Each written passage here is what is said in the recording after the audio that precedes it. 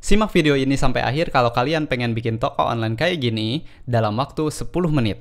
Halo semuanya, selamat datang bersama saya Abang Gani. Di sini saya akan membuat sebuah panduan bagaimana cara membuat toko online menggunakan WordPress ya. Nah, pertama-tama pastikan tentukan dulu kebutuhannya. Nah, di sini saya ada list kebutuhan untuk toko online. Di video sebelumnya sudah dijelaskan tentang komponen apa aja yang diperlukan untuk membangun sebuah website. Yang pertama itu domain, kayak alamatnya kayak .com, .net gitu kan, .id itu ada banyak, dan harganya kalau misalkan .com itu kisaran 160.000. Nah, berarti kebutuhan toko online pertama adalah domainnya. Nah, kemudian hosting paling cari di kisaran 500.000 setahun untuk toko online, itu sebenarnya sudah cukup. Ini WordPress ini gratis. Dan kemudian untuk tema kita cari kisaran 500.000 juga. Jadi total kebutuhan untuk bikin toko online secara mandiri ya, bukan pakai jasa, itu sekitar 1.500.000-an, bahkan bisa jauh lebih kurang gitu kalau misalkan tanpa template atau bantuan yang lainnya gitu kan. Nah, di sini saya akan membuat studi kasus toko online yang murah gitu. Jadi cuma 1,5 juta mungkin ya untuk bikin toko online. Nah, kalau misalkan pakai jasa itu ya mungkin di kisaran 2,5 juta sampai 10 juta pun ada, tapi 5 juta pun. Nah, kisaran untuk bikin toko online. Oke. Nah, di sini saya sudah install WordPress baru di domain ini, subdomain. Ini untuk tes aja, untuk belajar. Ya, tinggal login dulu ke WordPress. Nah, buat kalian yang belum pernah install WordPress, bisa simak dulu video-video sebelumnya kayak gitu. Ya, di sini saya akan cepat aja karena dikejar waktu juga. Jadi kita bikin toko online yang langsung pakai tema. Nah, tema yang saya pakai ini A-Shop ya, dari A-Team. Bisa kalian cek juga di dakisemut.com, ada tema ininya. Nah, ini tampilan pertama kalau misalkan nginstal WordPress untuk versi sekarang ya. Ini versi 6.3 udah yang terbaru. Nah, seperti biasa kalau saya langsung dihapus aja semuanya.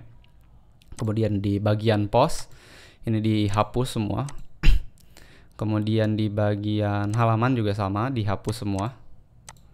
Kita bersihkan dulu semua konten-kontennya. Nah, gini, termasuk di plugin ini dibersihkan semua. Oke. Nah, tinggal masuk ke pengaturan. Nah, pengaturan umum untuk WordPress sebenarnya sudah dijelaskan juga di video-video sebelumnya kayak gitu. Ya, di sini tinggal kasih nama aja, kan, kayak produk digital premium murah gitu kan. Nah, di sini saya coba bikin toko online untuk produk digital kayak gitu.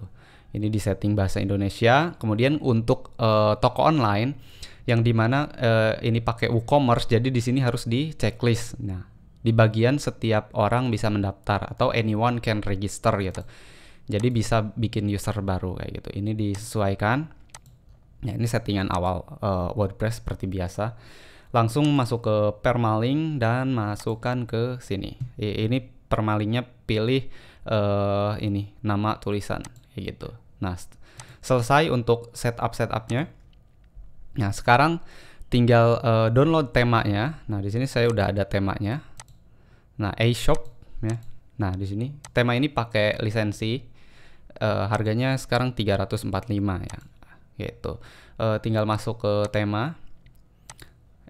Langsung di-upload temanya. Ini bakal jadi sebentar untuk bikin toko online, nggak sampai berjam-jam kayak gitu. Nah, tunggu sampai selesai. Nah, kayak gini nih. Kalau misalkan udah, tinggal klik aktifkan. Nah, sebelum di customize tema ini perlu lisensi. Jadi masuk ke sini, A-Shop, langsung tempel lisensinya, aktivasi. Nah, selesai. Oke, nah ketika sudah diaktifasi langsung muncul ini notifikasi untuk mengupdate atau menginstal plugin yang direkomendasikan gitu. Tinggal checklist semuanya, install, terapkan. Nah, tunggu sampai loadingnya selesai gitu. Oke, ini udah selesai semua. Tinggal balik lagi ke menu tampilan. kita langsung aktivasi semua pluginnya ya. Tinggal di activate, ini udah keinstall semua. Tunggu sampai aktif semua, nanti muncul kayak gini. Udah nggak ada yang perlu diaktifasi. Bisa dicek di menu plugin. Nah, kalau misalkan pertama kali install Elementor atau WooCommerce, pasti ada tampilan kayak gini. Ini bisa di skip aja.